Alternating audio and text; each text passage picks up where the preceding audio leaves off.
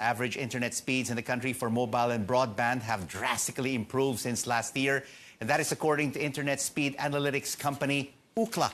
In its latest report, the Philippines is 75th in the world when it comes to mobile speed and 62nd for broadband.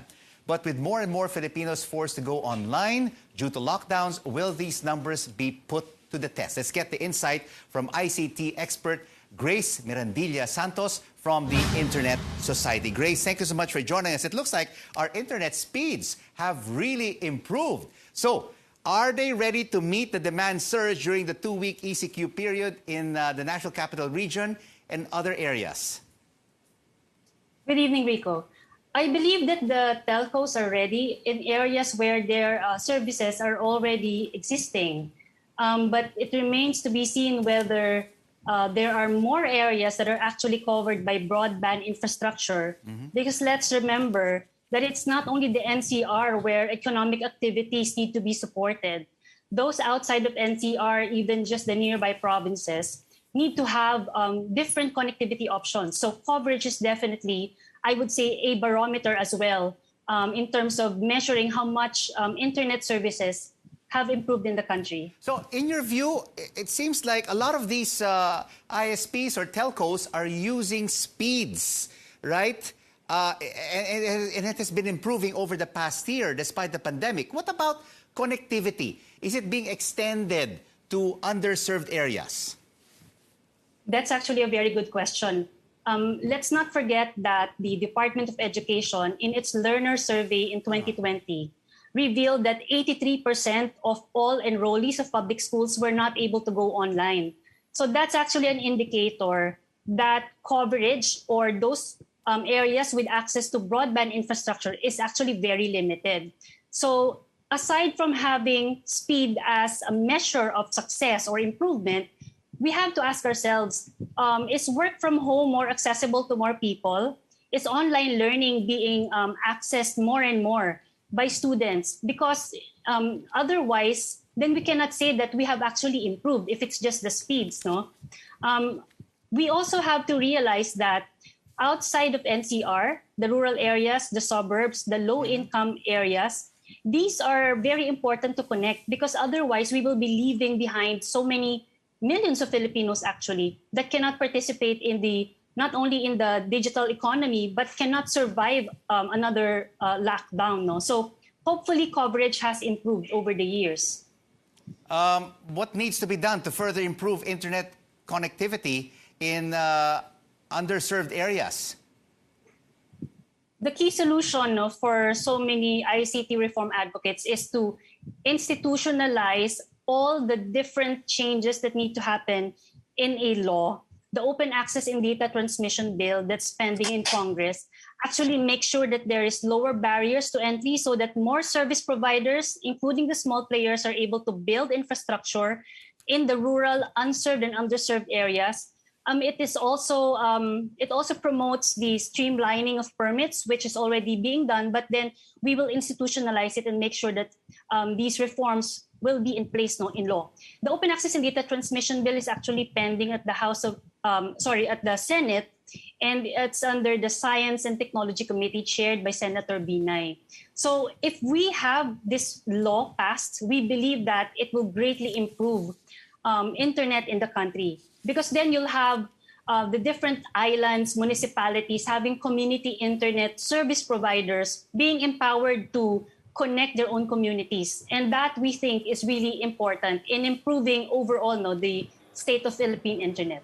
And Grace, we'll have to take a break from our interview because we'll be crossing over now live to Wall Street for the opening bell on the New York Stock Exchange. Let's take a look and listen in to DOMA, which will be, and its employees and its members ring the opening bell on Wall Street in just a few seconds' time. Well, the New York Stock Exchange is now opening its new trading day.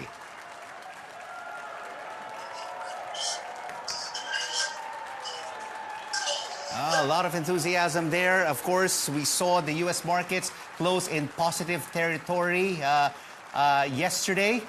So everyone is hoping that this positive uptrend will continue into its Wednesday trading day. All right, let's continue now our discussion, Grace. No? So what is the bottom line right now during this ECQ? Will we continue to have intermittent problems from the internet service providers? Even before ECQ was started, I was already trying to call some of my colleagues and I already had some issues. Definitely. We should not only look at the amount of bandwidth that existing subscribers need, but we also need to take a look at whether people who are outside of the urban centers are actually able to access internet. In these areas, there are actually only maybe one choice, which is mobile data, and they're lucky if they get decent 3G connectivity. So the bottom line is that people need to have more choices, and a law such as the Open Access and Data Transmission Law is very, very important so that we can recover and also allow people to really connect, especially in these places where infrastructure is very limited.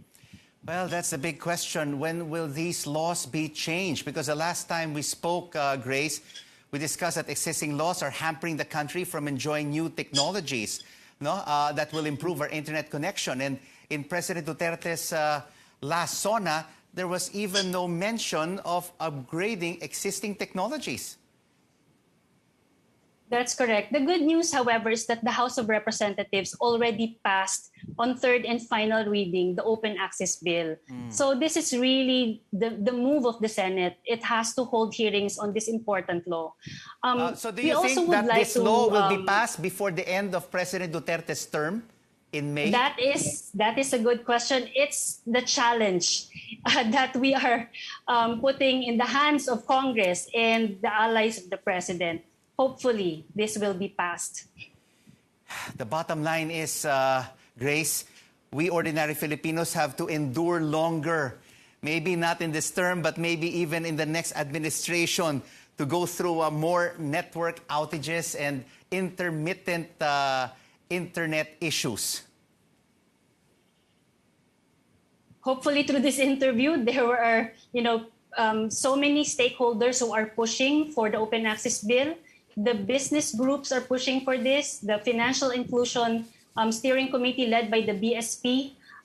Our doctors are actually also pushing for better internet, because let's not forget that internet has become a lifeline, not only for online learning, for work from home, but more importantly in the response against COVID-19. So telemedicine, contact tracing, all of these things can be done online if only more communities are connected.